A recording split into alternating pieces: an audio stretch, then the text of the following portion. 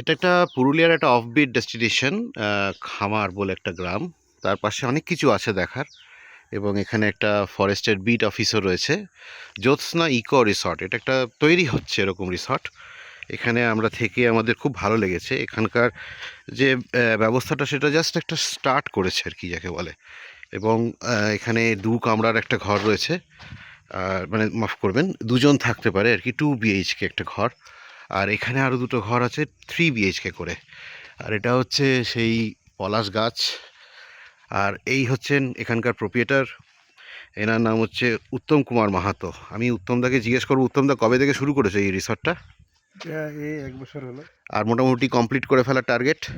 Complete করার target হচ্ছে জানেন না, 2026 তো কমপ্লিট হয়ে যাবে একদম। তোমাদের কি বালির সমস্যা হচ্ছে হ্যাঁ, শুনলাম, সেই বালির জন্য তোমরা সমস্যার কাজে জন্য কাজে এখন কিছু ব্যাঘাত ঘটেছে। তবে এমনিতে তো আমি কালকে থেকে ছিলাম, দেখলাম যে সবই রয়েছে, কারেন্ট রয়েছে, জল রয়েছে, খাবারও দিয়ে যাচ্ছ।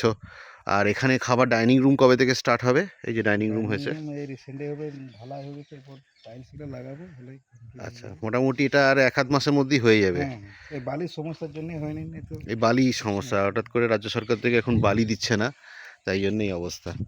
আর কি কি এখানে টার্গেট আছে? বাগান টাগান করবে? হ্যাঁ, বাগান হবে, ক্যাম্প খাটাবো। ক্যাম্প করবে? হ্যাঁ, বাহ, ক্যাম্প হবে। আমি একটা একটা রুম, ডরমেটারি বানাবো।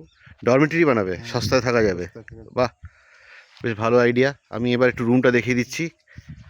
এই রুমটাতেই আমরা ছিলাম। রুমটা একটু হয়ে রয়েছে আর কি, ক্লামজি হয়ে রয়েছে, কিন্তু একটা আইডিয়া পাওয়া যাবে। বেশ মোটা মোটা কম্বল দিয়েছে, এরকম আলো টালো দিয়েছে, একটা পাখা রয়েছে, এসির প্লাগ পয়েন্টও রয়েছে। মেবি ইন ফিউচার ওরা হয়তো এসির কথা ভাবছে বা করবে। আর এরকম করে একটা করে বড় দেখে একটা জল দিয়ে দিচ্ছে, যার ফলে কোনো জলের সমস্যা নেই রাত্রি দুপুরে। আর এখানেই আমরা বাইরেই ব্যালকানিতে ডাইনিং, মানে সব চা বা লাঞ্চ ডিনার সব এখানেই করেছি। ডিনারটা ঘরেই করেছি যদিও।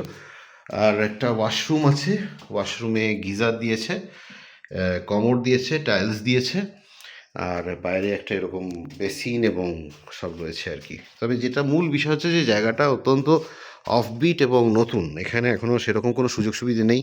অনেক মেহনত করে, পরিশ্রম করে এরা এই রিসর্টটা তৈরি করছে। এখানকার স্থানীয় বাসিন্দা, মাহাতো সম্প্রদায়। পেছন দিকে সমস্ত রয়েছে, চাষবাস হচ্ছে। এবং এইখানে বাঁধাকপি, ফুলকপি চাষ হচ্ছে। এটা ফরেস্ট এরিয়ার গাছ। তো আমরা কালকে রাত্রিরেও বাঁধাকপি দিয়ে খাবার খেলাম।